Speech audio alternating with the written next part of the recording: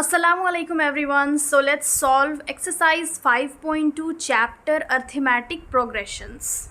Question number 18 है the sum of the fourth and the eighth terms of an AP is 24 and the sum of sixth and the 10th term is 44. Find the first three terms of the AP. तो इस question में है कि अगर fourth और eighth term को जब हम ऐड करेंगे तो उसका वैल्यू आ रहा है 24 एंड सिक्स्थ और 10th टर्म को ऐड करने पे 44 आ रहा है। तो हम लोग को इस एपी का फर्स्ट थ्री टर्म्स फाइंड करना है। अब यहाँ पे जो गिवन है पहले वो लिख लेंगे।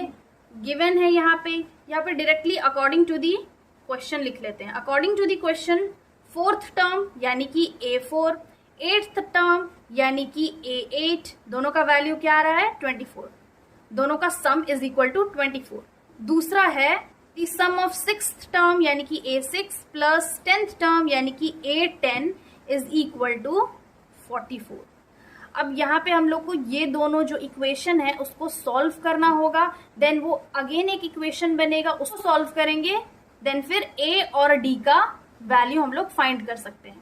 तो A4 को हम यहाँ पे ऐसे भी लिख सकते हैं, now A4 plus A8 is equal to 24।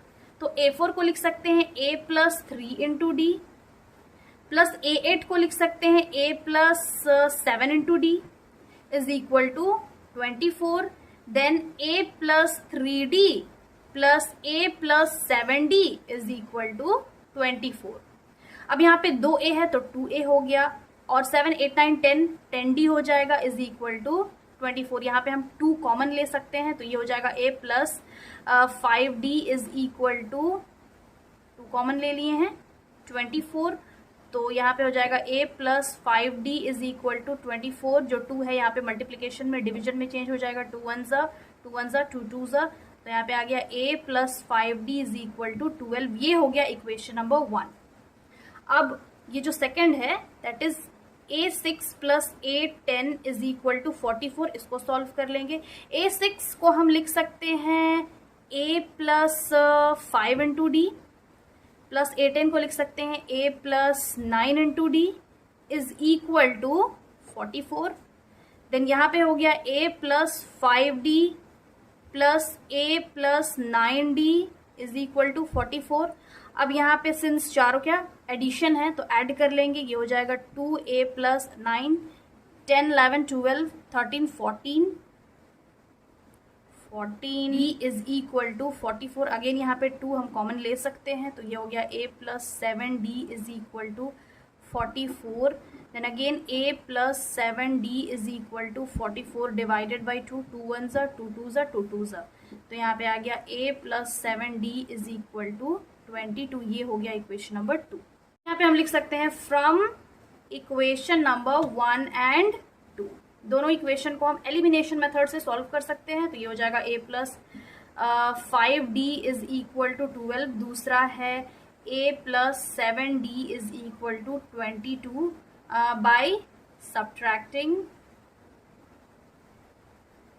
तो साइन चेंज कर लेंगे। यहाँ पे ये तो पूरा कैंसिल हो गया। 70 में 5D माइनस करेंगे आ जाएगा माइनस 2D। यहाँ पे 22 में 12 माइनस करेंगे आ जाएगा 10, साइन लगेगा माइनस का, माइनस माइनस कैंसिल हो गया। तो यहाँ पे D इज इक्वल टू हो गया 10 डिवाइडेड बाई 2, 2 1 ज़ा 2, 2 5 ज़ा 10। D का वैल्यू आ गया 5। अब ये जो D का वैल्यू है उसको हम इक्वेशन नंबर 1 या 2 दोनों में से किसी एक में भी पुट कर सकते हैं। यहाँ पे लिखेंगे putting the value of D in equation number 1। Equation 1 है A plus 5D is equal to 12। देन A plus 5 into 5 is equal to 12। देन A is equal to A plus 5 5 ज़ा 25 इज इक्वल टू 12। देन यहाँ पे लिख लेते हैं A is equal to 12 minus 25। तो 25 में 12 माइनस करेंगे तो इसका वैल्यू आएगा 13, साइन लगेगा माइनस का। तो हम A और D और A का वैल्यू फाइंड कर लिए। अब हम लोग को यहाँ पे फाइंड करना है find the first 3 terms of the AP। Now again the first 3 terms of AP are A, दूसरा A plus D, तीसरा A plus 2D. A है -13, A plus D होगा -13 plus 5 एंड थर्ड होगा -13 plus 2 into 5. ये हो गया -13. अब 13 में 5 माइनस करेंगे, आ जाएगा 8, साइन लगेगा माइनस का, यहाँ पे हो जाएगा -13 plus 5 2 10, -13 -8, और 13 में 10 माइनस करेंगे तो आएगा 3, साइन लगेगा माइनस का. तो इसका फर्स्ट 3 टर्म्स क्या आ गया, -13, -8 एंड -3. क्वेश्चन नंबर 19 है, Subha Rao started work in 1995 at an annual salary of ₹5,000 and received an increment of ₹200 each year. In which year did his income reach ₹7,000? तो इस क्वेश्चन में है कि सुभा राव काम शुरू करता है ईयर 1995 में और उसका एनुअल सैलरी होता है 5,000 और उसको हर साल इंक्रीमेंट मिलता है सैलरी में 200 रुपीज का. तो यहाँ पे हम लोग को फाइंड करना है कि इन विच ईयर, कौन से ईयर में उसका जो इनकम है ₹7,000 हो जाता है. यहाँ पे एज पर क्वेश्चन गिवन क्या है, गिवन ईयर कौन से ईयर से शुरू करता है, ईयर 1995 से लेके हम यहाँ पे लिख सकते हैं 1996, 1997, और एनुअल सैलरी क्या है, स्टार्टिंग ईयर में उसको मिलता है 5,000. उसके बाद नेक्स्ट ईयर में 200 ऐड हो जाता है, तो यहाँ पे लिखेंगे 5,000 प्लस 200, तो ये हो गया 5,200. अगेन जो नेक्स्ट ईयर है उसमें 5,000 प्लस 200, तो ये 5,200 प्लस 200 वैसे ही ऐड होता जाता है. ये हो जाएगा 5,400 प्लस अगेन 200, तो यहाँ पे हो गया 5,400 और यहाँ पे हो गया 5,600. और यहाँ पे हम लोग को फाइंड करना है कि इन विच ईयर, कौन से साल में उसका सैलरी 7,000 रुपीज हो जाता है. तो अब now this is the AP, ये है एपी उसके सैलरी का. तो यहाँ पे हेयर ए क्या है 5,000, डी क्या होगा 5,200 में 5,000 माइनस करेंगे तो आ जाएगा 200, एंड ए एन यानी कि लास्ट, यहाँ पे लिख लेते हैं a n is equal to है 7,000. अब वही फॉर्मूला हम यूज कर लेंगे, since a n is equal to a plus n minus 1 into d, and यहाँ पे ए एन है 7,000 इज इक्वल टू ए है 500 plus n minus 1 into difference है 200. तो 7,000 में 500 माइनस करेंगे, 1000 है ये, 5,000 माइनस करेंगे तो यहाँ पे क्या वैल्यू आ जाएगा 2,000 is equal to n minus 1 into 200. यहाँ पे देख लेते हैं, यहाँ पे हो जाएगा 2,000. अब जो 200 है इक्वल के इधर, सिंस ये मल्टीप्लिकेशन में है तो डिवीजन में चेंज हो जाएगा, is equal to n minus 1. यहाँ पे 2 0 कैंसिल, 2 0 कैंसिल, 2 1 2 1, तो ये आ गया 10 is equal to n minus 1. Interchange करेंगे, ये हो जाएगा n minus 1 is equal to 10. Then again n is equal to 10 और -1 इक्वल के इधर +1 में चेंज हो जाएगा, तो n is equal to value आ गया 11. तो अब यहाँ पे क्या आ गया, n is equal to 11th term. But इस क्वेश्चन के अकॉर्डिंग हम लोग को ईयर पूछा गया है, इन विच ईयर. तो यहाँ पे हम लिखेंगे इन 11th year his income reach ₹7,000. तो यहाँ पे लिखेंगे हेंस इन 11th year his income reach 7,000 rupees.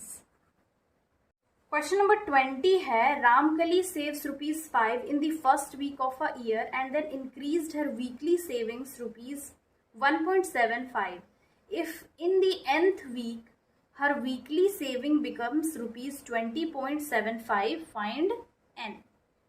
तो क्वेश्चन में है कि रामकली सेव करती है ₹5 फर्स्ट वीक, ईयर के फर्स्ट वीक में, और वो इंक्रीज करती जाती है उसका वीकली सेविंग्स कितने से, ₹1.75 से। तो अगर उसका वीकली सेविंग्स कितना बन जा रहा है 20.75, तो हम लोग को nth वीक फाइंड करना है, यानी कि वही जो फॉर्मूला में n-1 होता है वो n फाइंड करना है। अब जो यहाँ पे गिवन है हम लोग वो लिख लेंगे एज पर क्वेश्चन। रामकली का जो फर्स्ट सेविंग है फर्स्ट इन अ वीक, तो यहाँ पे ₹5 है, देन फिर वो हर वीक ₹5 में ऐड करती जा रही है 1.75, अगेन ₹5 + 2 × 1.75, देन फिर ₹5 + 3 × 1.75, जो उसका फॉर्मूला है हम उसी में पुट करते जा रहे हैं। वो जो फॉर्मूला है AP का A, A + D, A + 2D, A + 3D, उसे हम पुट करते जा रहे हैं। तो नाउ यहाँ पे इस रिक्वायर्ड AP में A क्या है, A है 5, डिफरेंस यानी कि D क्या है 1.75, और लास्ट AN क्या है 20.75। Since an is equal to होता है a + n-1 × d, यहाँ पे an है 20.75 इज इक्वल टू 5 + n-1 और डिफरेंस है 1.75।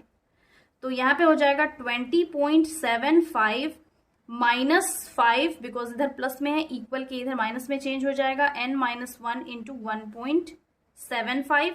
20 में 75 हम माइनस करेंगे, यानी कि 20.75 में 500 माइनस करेंगे तो यहाँ आ जाएगा। तो यहाँ पे माइनस किए तो क्या आ गया 15.75 इज इक्वल टू n-1 × 1.75।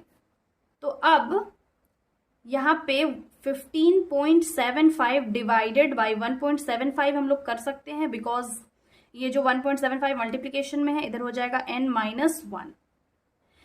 यहाँ पे हम पॉइंट हटाएंगे तो 100 आ जाएगा, यहाँ पे हो जाएगा 1575/100 divided by 1.75 divided by 100 is equal to, यहाँ पे 100 कैंसिल हो गया, आ गया 1575 divided by 175 is equal to n-1।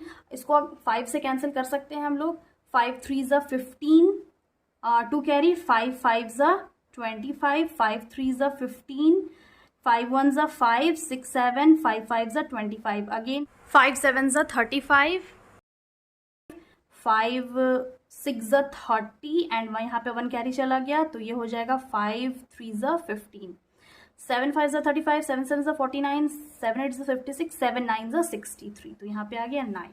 Therefore यहाँ पे n-1 इज इक्वल टू आ गया 9, then n is equal to 9, -1 इधर इक्वल के इधर +1 में चेंज हो जाएगा, तो ये हो जाएगा n इज इक्वल टू 10, यानी कि 10th वीक में उसका जो सेविंग्स है वो 20.75 हो जाता है। यहाँ पे देयरफॉर हम लोग लिख लेंगे हेंस